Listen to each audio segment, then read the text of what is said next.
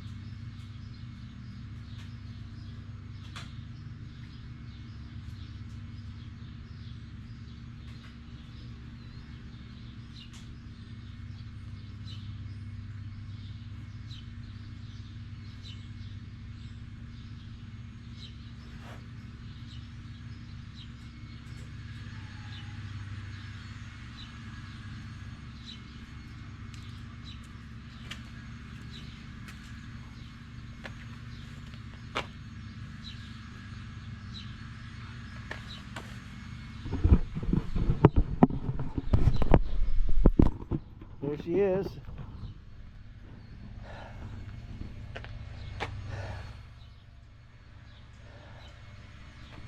I didn't want the rust proofing to come up on here. We'll do the inside of the fenders, and the last thing we have to do is just swipe it down the seams on the inside. This side here didn't do. I got some Bondo I found down here. I want to grind it out, see what's behind it. I got a metal patch to put down here.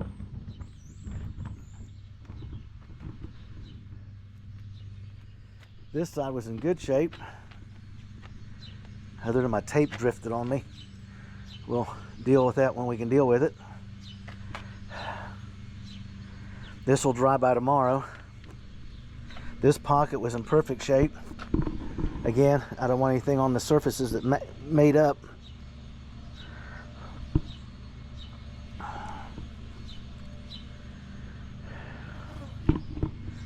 And it turned out to be really nice, considering what I started with. I just kept trying to work on it and trying to get the mock-up in so I could get in here and do the welding. Now I got to take a break, and then I got to come in. Here's the starter line, so I could come up here and buff this clean here, and then I got to buff this side over here clean, down to clean metal, all the way down. So when we get a oil pan, since we're getting rid of that extra deep one and putting a shallow pan on, I need the ground clearance. I'll bolt the pan on the summit block and use it for the mock-up to set the motor mounts. It'll be here Tuesday. There's no reason. I got plenty to do until then.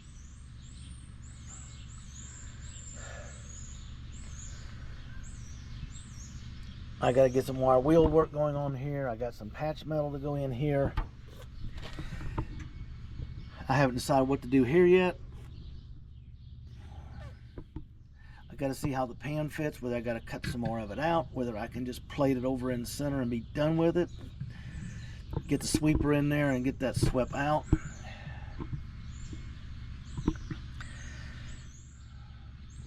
After everything's polished up, I got to get on the stick tomorrow sometime and work on the rack and pinion. Get it cleaned, painted, wire wheel, anything else you want to think of, and actually get it reinstalled on center to the steering wheel being in the proper position, because it doesn't have to come out again. Then after this is done, the mock-up will come out again. Okay? No ifs, ands, fours about it. It'll come out again. And then we'll get in here and start repairing this sheet metal I cut out. There's a bunch of work I want to do on this side. I've already done a ton over here. I start fabricating my panels to close it back up. I can shrink the opening back down.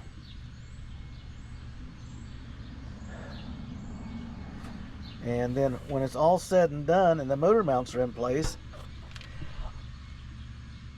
I can bolt the mock-up in here. I got some square tube. I can just drop it down on the ground and clamp it on there to hold it level. And we can be working on the fender well headers while I am working on interior panel work. And there's a bunch of it. I'm just tired of being delayed.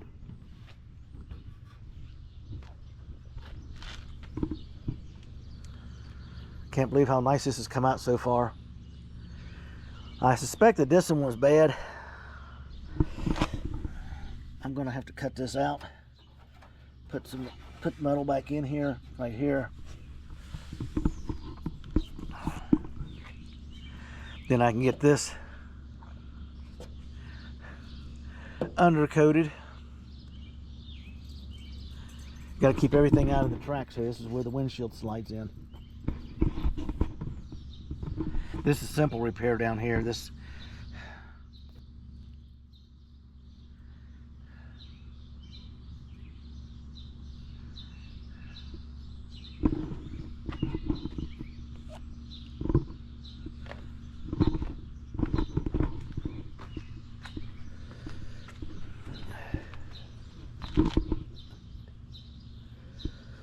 probably on Monday I will pick up some more undercoating. I should have already and I didn't.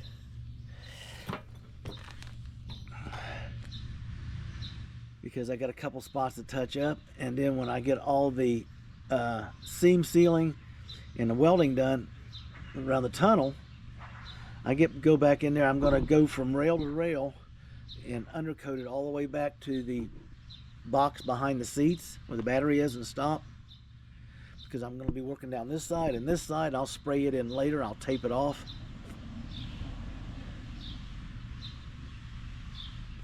I need to get my fiber wheel in here and polish this primer and green paint off of everything, for no other reason than that I can.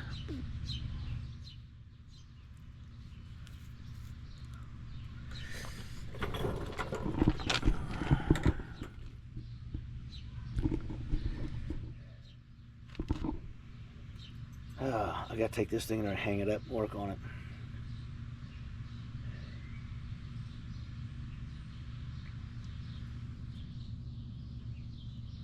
I got plenty of stuff I can do inside for rainy day weather and don't have a drop of rain for the next 4 days. Like, what the? I don't know. Can't win for losing. Not gonna try. I'll just start fabricating metal here shortly and cleaning.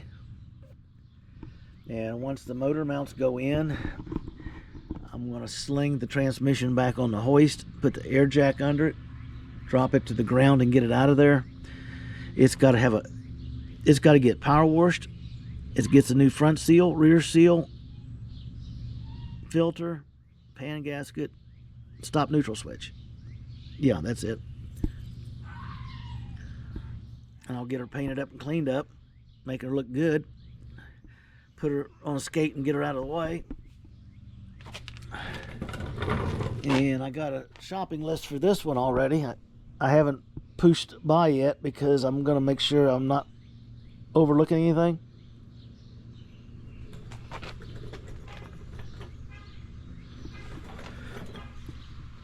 Now,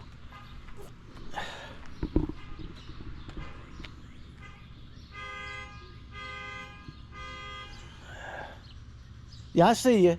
What are you up to?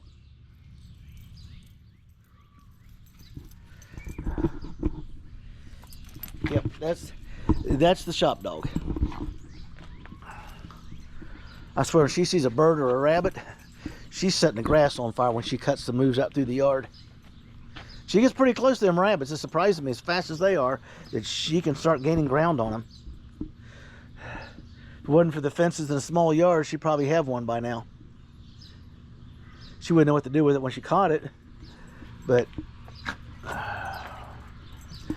that's like a schnauzer. My mother-in-law used to have it, chase a squirrel in the garage and chased it round and caught it, and then backed up and nudged it because it froze, because it thought it was in danger, and started pushing it with its nose. It took off running, and they started the game over again. It was the funniest thing we all saw that day.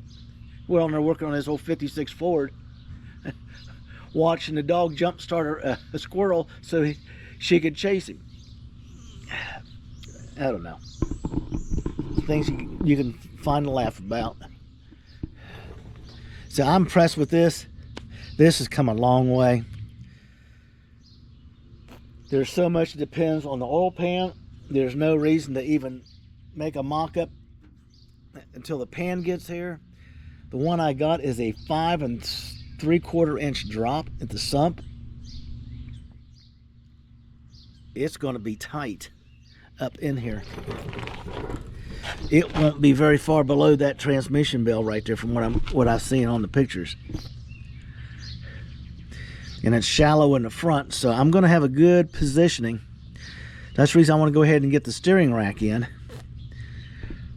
Probably have it ready to go back in on Monday. We'll set that. We got to figure out where dead center is on this. And then I'm going to have to get my wife to sit in there and hold that steering wheel dead center, so we can line the splines up and I can wiggle it up in that universal. Then I'll bolt it down and we'll be done. The last thing I have to do is deal with the cross member. A lot of guys are cutting them out, cutting holes in them and doing all kinds of stuff to make them lighter for rallies and stuff. I kind of like the strength in it, so that's the reason I got this. This is what we did with the motor mounts. This is tempered hardened plate. This is some. So that's the reason I take it over, put it on his big boring thing, a drill press to do the pads. These go on the side of the engine out of a piece of this.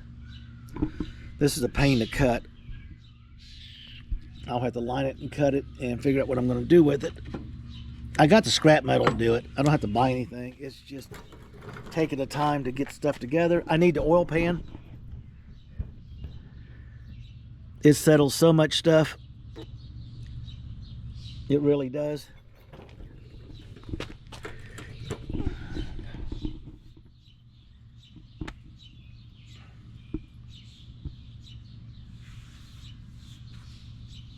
Basically, which Fender is it? Yeah, the one I've been grinding crud off of to see what was behind the Bondo and stuff on it, which wasn't anything, just a couple little patches that I have no idea what they were thinking. That's the scary part. I can get that one undercoated inside, tape off the contact seams, get it, the edges cleaned up, get it ready.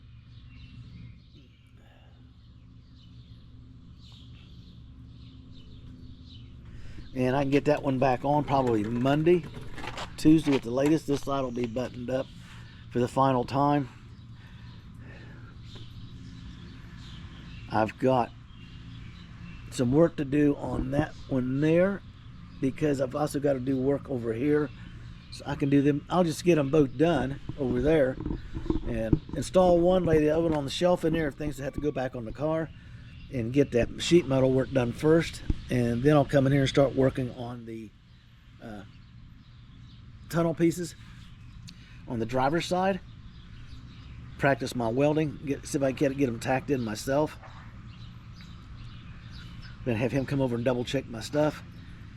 And then I got to do a lot. I want to do a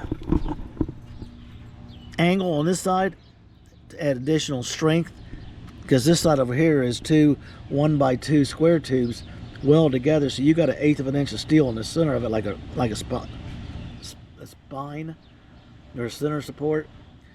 So it's nothing's going to happen here. But this one, I saw a little hole right there. I'm just going to stick my endoscope in there, and we'll look around in there. Then I want to run a angle plate up the side of it, and then I've got to do some other stuff, and then I got to cut out the floor. I want to put a new toe kick in. Then after I do all that, I can put this side back in. This side won't be too bad. This side, you're in there fighting the steering wheel when you're working, and it has been a pain in the ass. There's no other way of putting it. There's no nice way of putting it. There's the clip that retains the torque converter so it doesn't fall out. I've got to go back up in there and lock it in. I don't want that torque converter popping out.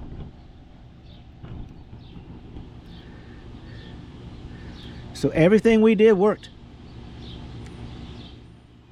Everything's opened up. So we'll be doing passenger side fender first, and then we'll get some work done on the driver's side fender, and we'll just throw that in there on the bench after it dries, and we'll start with the sheet metal there so I can get that done. I can get the fenders back on, get it closed up.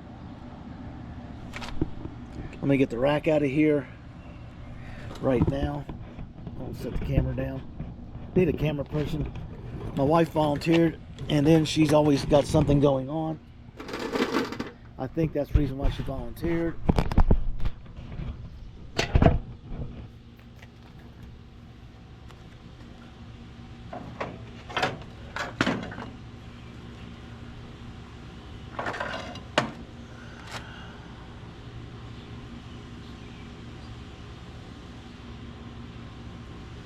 They're good. These are bad. Those are fairly new. Needs to be cleaned up some. Before the engine goes in, I'll pop the cap, check everything, and fill it with fluid. I'll put that on camera for those of you who haven't seen it.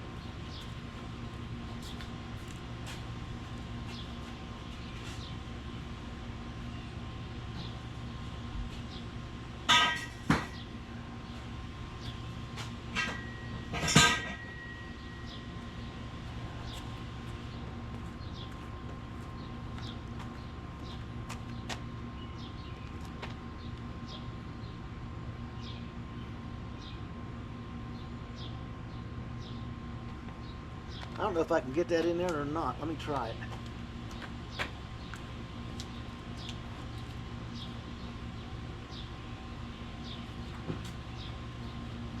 Kind of awkward. I got to lean over the front, but I don't want to get into that undercoating.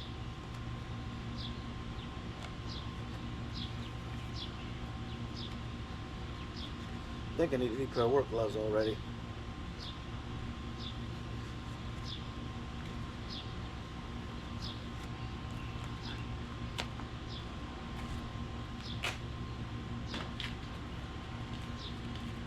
Now this side is easy. Right after I step on the plug and unplug myself.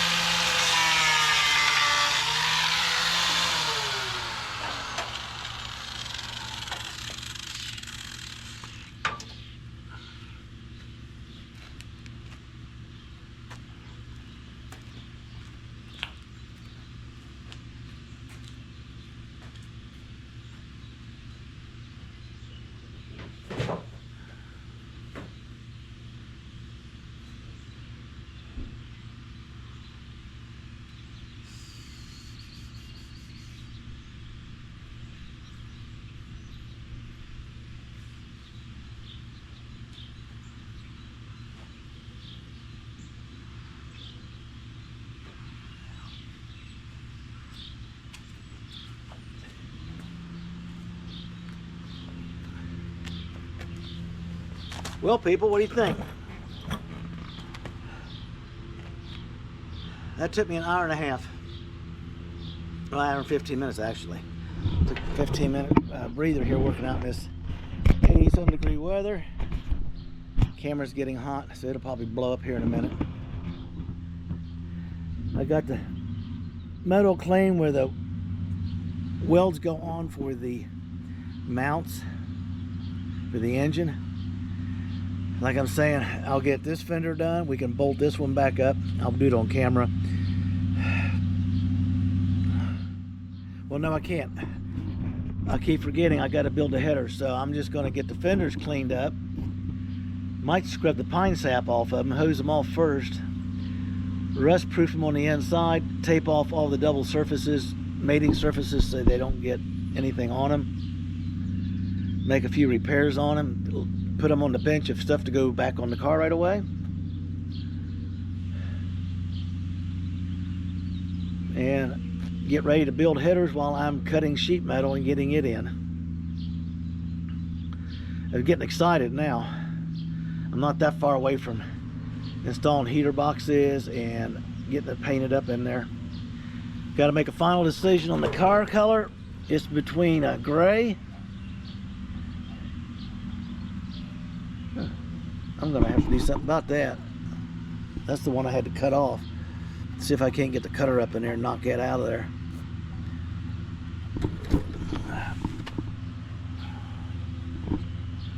Because when the valence comes down, I would really like to make a bracket and hang the oil cooler off the radiator right down in front of one of those two holes in the factory valence. I'm going to screen this. I'm going to put a MG or Hella driving light to cover these up. I am thinking about spacing it, running a piece of 1-inch solid steel rod between the two of them, right across here, because if you hit something in the front end, it'll absorb a lot of it. Once it's painted and everything's on the car, you won't barely notice it.